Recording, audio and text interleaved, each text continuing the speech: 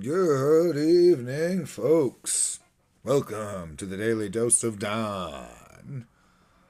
Mansplaining the Handmaid's Tale. That's right, today we'll be talking about episodes 6 and 7, possibly 8, but we will probably not have time for that. We are playing a little Mario Golf here. Got Paulina out and the computer as Daisy. But this is an all par 3 course, so it's probably not going to take that much time. So, let's get right into it in that case. As y'all might recall, at the end of episode 5, Nick and Oprid started fucking for fun. I was like, oh my god, people in this fucking world are... There's some kind of sex for fun around here. Okay, that was good to see. So, of course, Oprid is like, yeah, I can't fuck Nick again. We can't do this. Which, of course, means she will. Alright? But... So there's all sorts of rumblings. The handmaid's talking. There's this one, mouthy little handmaid. She's all like, yeah, my commander, he's got a small dick, big mouth. Big shit going on at your house tonight. Something crazy huge. Like, oh boy. Alrighty. Oh, we get a little flashback. We start getting flashbacks to the commander and his wife, Mrs. Waterford. I finally learned her name. We start getting flashbacks to the beginning of their relationship and their involvement in apparently this crazy ass fucking revolution. Start getting background on her.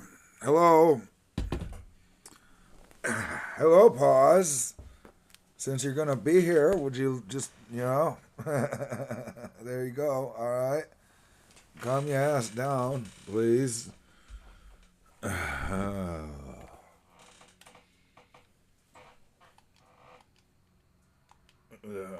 Let's see. Here we go. Oh, damn it. All right. Okay then. But anyways. Let's see. Oh, Mrs. Waterford is reassuring the old commander. Oh, it's them who should be friggin' nervous as they go in to meet the Mexican ambassador. Alright. So, Nick there goes and grabs Alfred. And is like, yeah, we're going to have to bring you in here. That's what he said.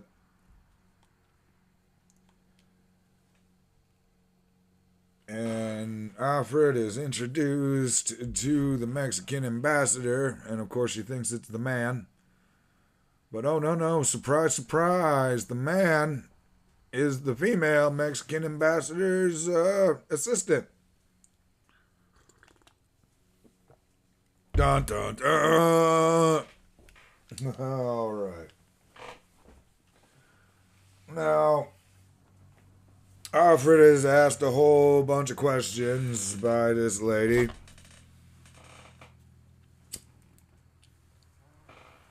And, of course, the commander is sitting there watching her. So, of course, she's all like, what? No, I love my life here as a baby incubator. It's awesome, Definitely.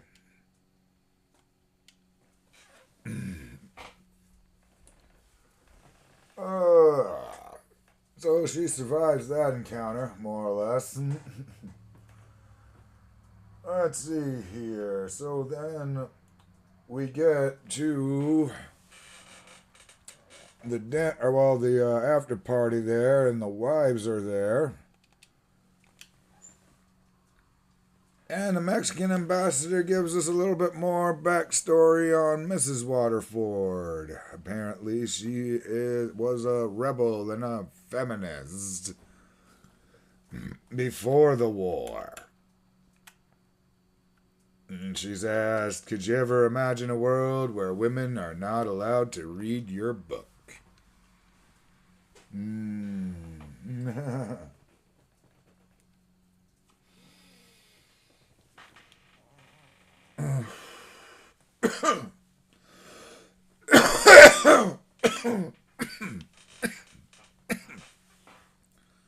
So after the party, Alfred's complaining to Nick. So of course they end up fucking again. Because, yeah, why not?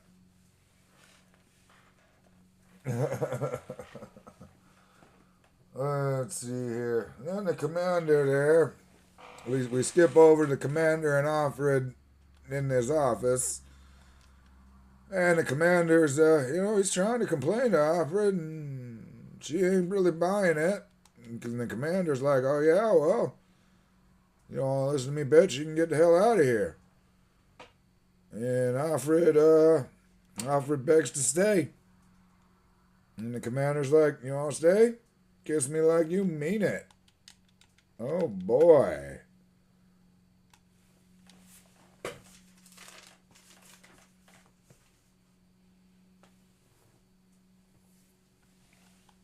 So, we go to the next, we go to the party with the ambassador. And the handmaids are all paraded in by Aunt Lydia. This is actually a pretty interesting scene, alright? So, they're all just guests at the party this time. You're all, y'all get to sit at the table. Y'all get to eat. Y'all get food tonight. Woo! Good job. So Mrs. Waterford comes up and she's checking out the girls and she's all like, oh yeah, this is great. But remove the damaged ones. Oh. See, this is where Aunt Lydia starts showing a little bit of character development. I mean, she's all like, hey, hey, all these girls there, they were punished, but that was the punishment for that thing, you know? They deserve to be honored for this. And Mrs. Waterford is all like, we do honor them, but we don't put the bruised ones at the top of the barrel. Oh, that fuck. Hit the wrong button there.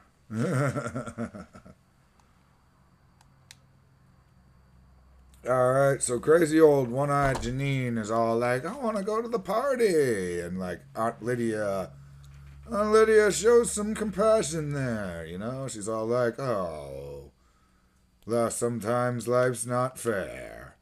But she promises her a whole tray of dessert.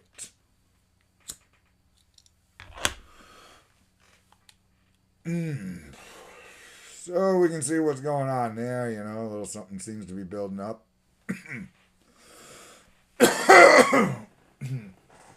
Alrighty.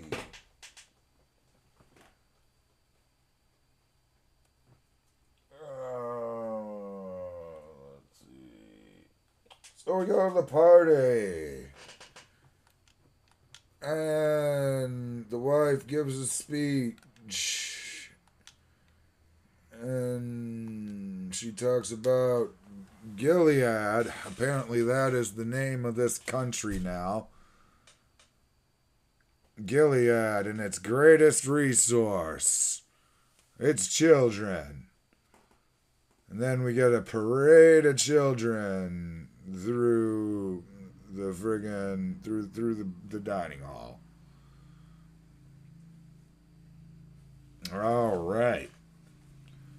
And it's all crazy and happy. And then the little mouthy handmaid from earlier asked Alfred, hey, did you hear anything? It's like, what, you didn't hear anything? Like, what the fuck? It's like, I guess he's getting his trade deal, because, what do you think Gilead has that anybody cares about? They're gonna trade us to Mexico.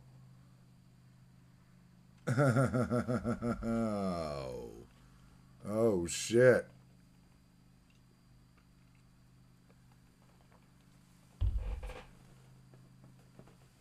Oh, boy. So after that shocking revelation, Alfred is back hanging out with Nick, complaining again. Oh, shit. I helped them do this bullshit. Now they're gonna trade us to Mexico. Holy fuck.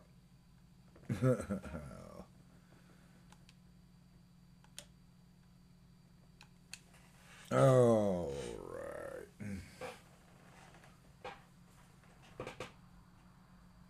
Oh, and Alfred tells Nick her real name is June at this point. Not super important yet, but we got that going on. So the next morning, Alfred is off on her morning walk with her partner and runs into the ambassador. Alright. Oh, bam. Nice. And with one last chance in only a few seconds, she tells the ambassador the truth. Well, I gotta look at that. But she tells the ambassador the truth. That, they beat us with cattle prods, and they jab our eyes out, and they'll kill us if we run, and we're prisoners here, and all that shit, you know? And the ambassador's like, oh, I can't help you. I can't do shit, but here's some chocolate. Hope that helps. Not really, but close to that. And then, oh my god, here is the shocker of the series. It is the man who can help. Yes, the male assistant. It's like Alfred. Or is your real name June? Yeah. And he's all like, your husband is Luke. And he is alive. So she's like, write something down on a piece of paper and I will get it to him. So, oh, shit. And that is the end of episode 5.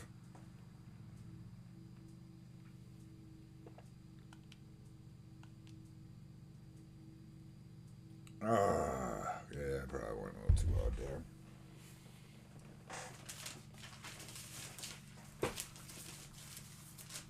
Alrighty, folks. So, before we get into episode 6 real quick here, we of course want to make sure we give a shout out to our official sponsor here, W Energy Drink. Always good for that extra energy that you need when doing all of this. You hate watching, you podcasting, you Mario golfing, whatever you're doing. If you're driving down the road listening to this, grab a W Energy Drink, man. It gives you that nice focus. That's what you need for this. Oh, yeah. Oh, see, so close, but soon I'll have that power, energy, and focus to sink those putts. We'll just tap that in for now, of course. Let this go on its merry little way. Pour the rest of that in there. Let this fizz settle down here.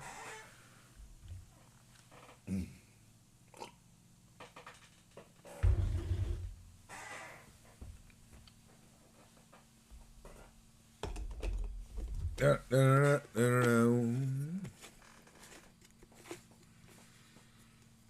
course, you can also get a dubby shaker like this on the website. Got lots of different types, dips and styles and everything.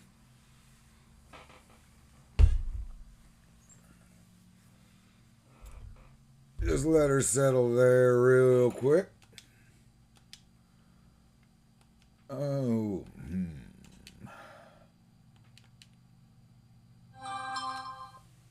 Bang bombs away with that drive.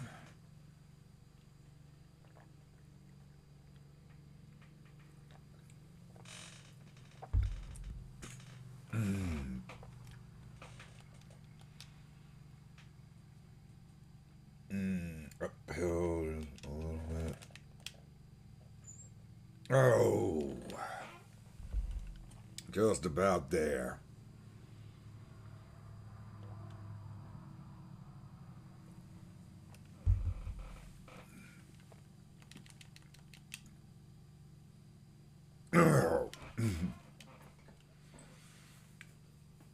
The thing right on the damn pen. And as always, folks, you can go to the link in the description. Use the promo code TDDD for the Daily Dose of Dawn. Get yourself 10% off your order. And you'll help support the show. Alrighty then, folks. Let's get back to it. We ain't got a whole lot of time.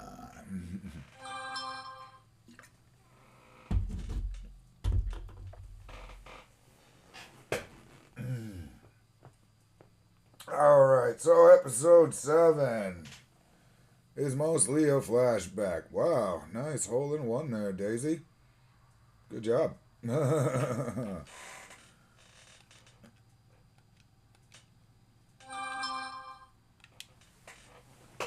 Alrighty. We are back. Alright, we see the flashback to June and Lucas. Turns out Lucas was just shot by the guys that we would come to know as the Guardians. Okay? And he was taken alive. But along the way, the ambulance is overturned and everybody's all friggin' on the ground. Bam! And Lucas, like, stumbles his way out because, you know, the guy on the fucking gurney is somehow the only one that fucking, like, survives on this. Whatever. Sure. The hero's gotta survive somehow. Okay. Let's see. We go even further back. Well, yeah. Okay, so we start with that flashback. This one goes back to Lucas escaping, and then it also flashbacks to them trying to escape up to what we saw in the first scene of the first movie. Alright? So there's flashback and then flashback here, I guess. So we go flashback here. To see the people trying to smuggle June and Hannah and Lucas out of the country.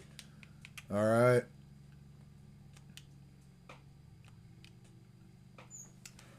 Let's let that go. Okay, cool. We learn apparently that male vasectomies are illegal in this world. Alright. Let's see here. They're basically hanging out in the middle of nowhere. Lucas gets a gun, doesn't really know what he's doing. We learn that the U.S. passport is now meaningless. Oh boy, that's a pretty big shift in politics right there.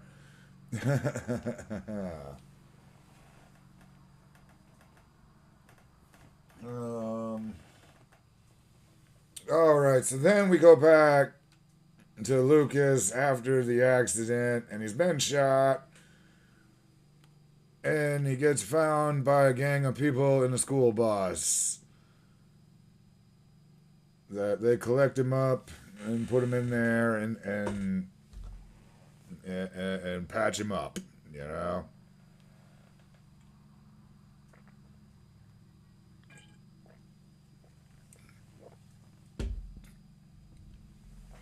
Alright.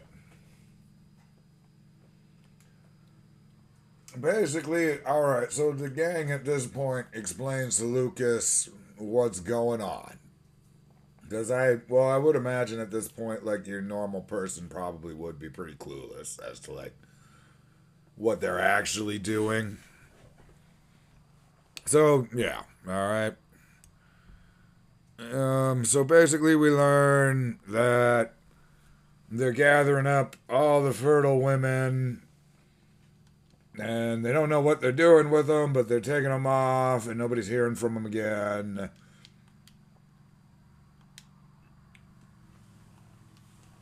And so Lucas is all like, "Hey, I gotta get off and get back to my wife and daughter. They're stuck in that shit, and friggin' like."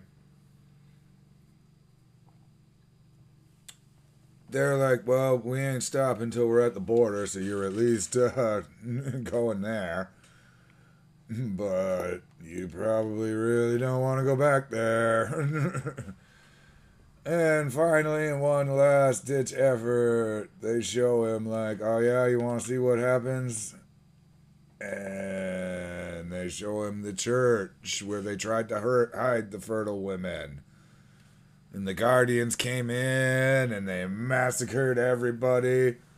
Bam, strung them all up. And they're like, "Yo, that's what's gonna happen to your ass if you go back after there, alright? After your kids. Or wife and kid. But in the meantime, you can come up here to Canada and basically, like, we'll find them for you. Well, maybe not find them for you, but we'll get there." So Lucas agrees, and he heads on up to Canada. So now we finally skip ahead to the present day, 3 years later from that. All right, so we're finally getting some of the timeline together. All right, we'll get to that in a second, but yeah. Okay, and there's the scene. We're in Little America, which is apparently in Toronto, Ontario. Yeah, I could see that. Yeah, yeah. I think that's where this is shot. I'm not 100% sure on that. I know it's shot somewhere in Canada, but yeah. All right. But Luke he's clearly working for the government or somebody to try and get people out of Gilead again. It's no longer America, it's Gilead.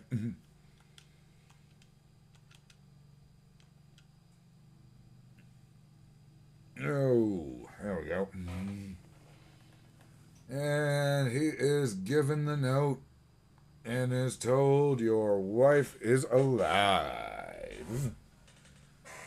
Oh boy.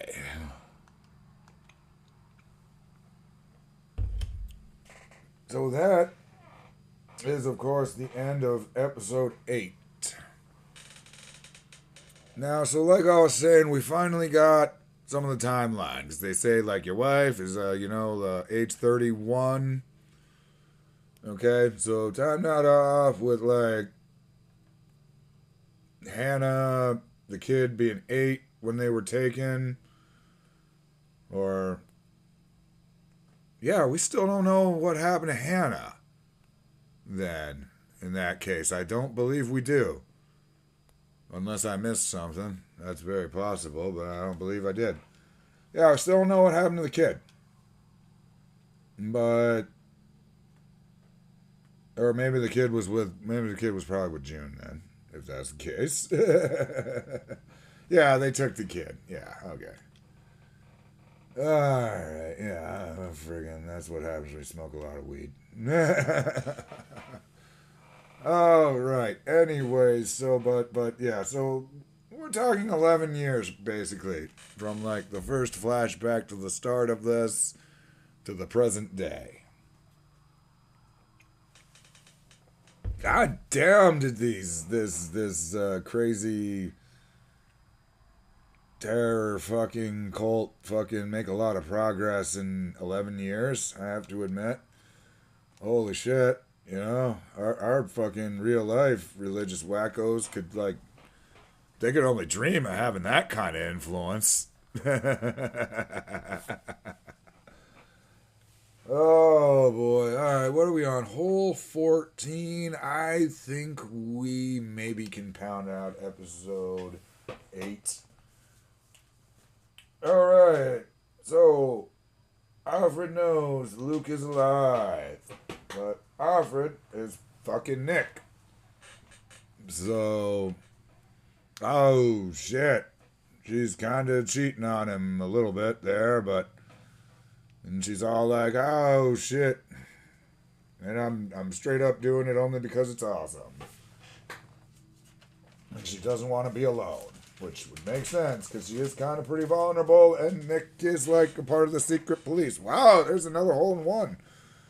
Jesus. Maybe she took the Dubby energy drink. I don't know.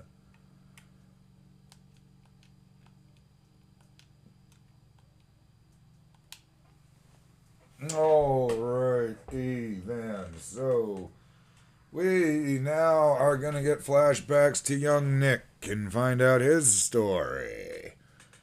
Alright, so, you know, he starts off, he is at the unemployment office. He is a frustrated young man. Oh, he's got responsibilities and fuck, he can't hold a job because of them, and life's shitty. Oh my god, fuckity. You know, that kind of shit. It's legit gripes that people end up usually having. Oh, there we go. Yeah, still only a par, but fuck. Alright, so he of course meets a rich man who then tells him about the sons of Jacob. Oh boy. They got chapters in 30 states.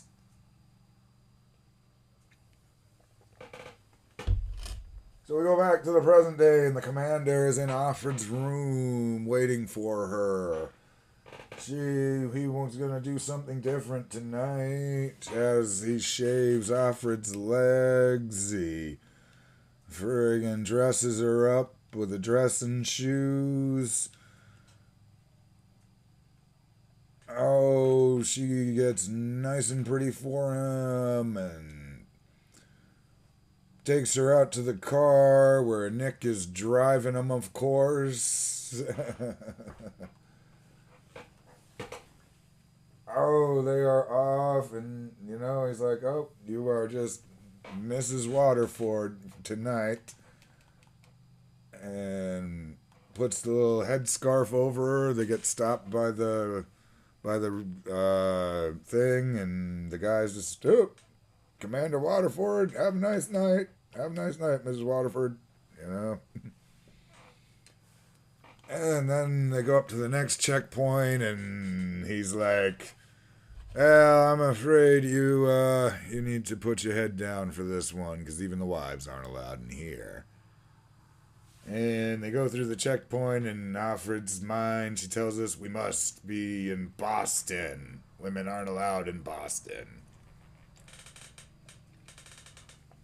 And boy, instead we go to basically we're at a bar. Well, no, not a bar. It's much more than a bar. Basically, it's the rich people sex club. Oh boy.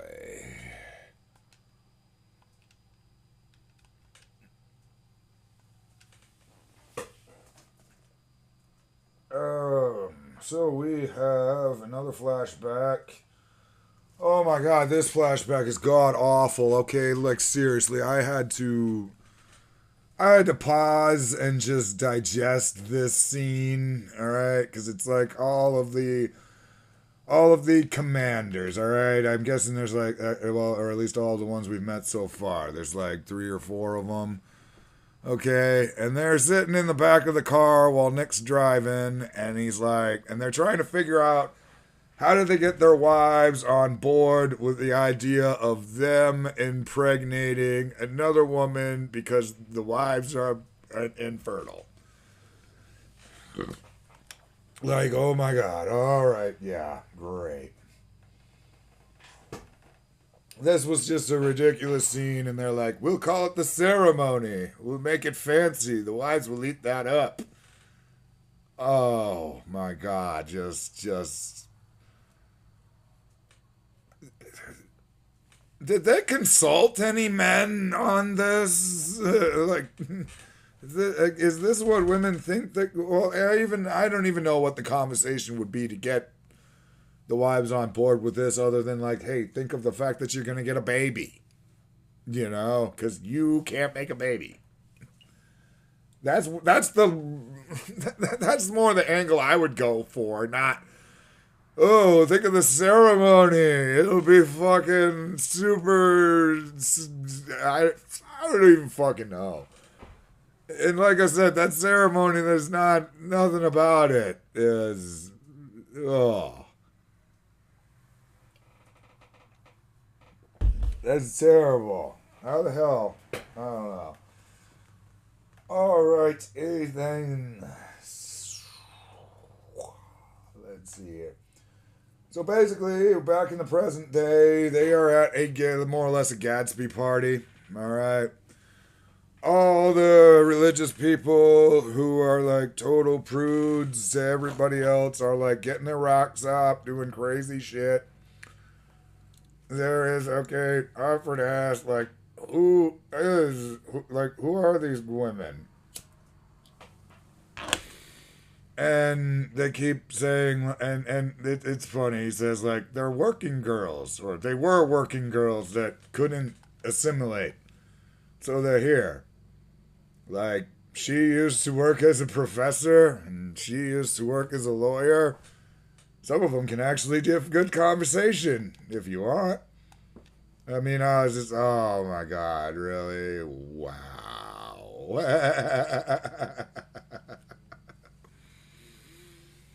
Okay. So at the Gatsby party, though, she does run into the friend of hers from childhood. She is there. And we learned that basically she was given this or the colonies. Okay. As her choice. She says she gets some good years here before your pussy wears out. Alright. Pretty awesome. Nick is apparently selling drugs to one woman there. Says something like, yeah, they like to use the ketamine on the men and then go through their phones. So, I mean, I don't know. I guess we're learning some of the women aren't totally helpless here. Alright, at least there's something going on. Let's see here.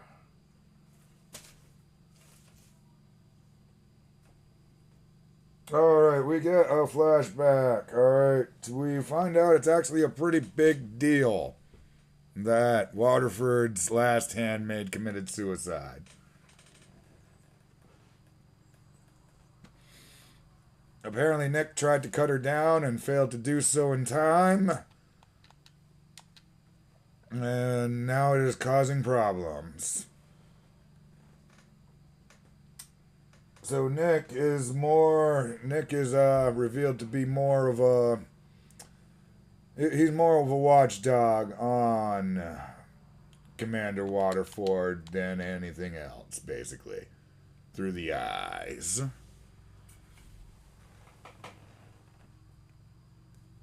Okay, so basically when we get back to the present day, Nick breaks it off with Offred. It's like, yep, we can't do this no more. Fucking A, man. Nope. And then the wife, who has returned from her trip that she was gone for the day, for the episode, she decides, she gives her a music box from when she was a child. Boy. And then Offred is like, oh, it's the perfect metaphor. It's a woman trapped in a box, and she only dances when somebody else winds her up. Oh, man.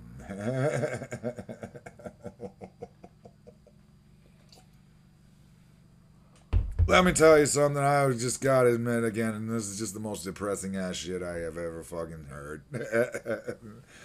Not gonna lie, it really is. Like, this has blown Mary Shelley's Frankenstein out of the water when it comes to absolute depressing. Oh, oh man. Alrighty, folks, that's gonna do it for today, I suppose. Hope you enjoyed watching me get the crap kicked out of me at golf here. But, and we will probably have the next episode of Mansplaining the Handmaid's Tale in a week or two. Well, no, more than that. Like, it'll be a couple of days. Now, with Andor wrapping up, yeah. I haven't been playing much Fortnite either, man. I gotta play more Fortnite. This is friggin' Star Wars. It's a good season. But alrighty, I digress, y'all. As always, keep up to date with what's going on with your daily dose of dawn.